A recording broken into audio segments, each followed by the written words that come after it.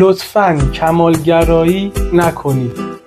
اگر قرار کاری رو انجام بدید شده یواش یواش، خورد خورد، ریز ریز، نصف و نیمه شروع کنید، اون رو ادامه بدید، داخل مسیر به اون حد عالی برسونیدش. هیچ ایده‌ای در ابتدا یک ایده پخته و کامل نیست.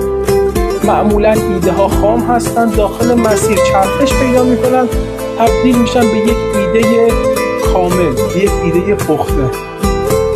کمالگرا چی میگه؟ میگه وقتی عالی شد شروع میکنن، هیچ موقع شروع نمیکنه، چون هیچ موقع کامل نمیشه. هی داخل مسیر کامل تر میشه، میگه خب صبر کن و هیچ موقع کامل نمیشه.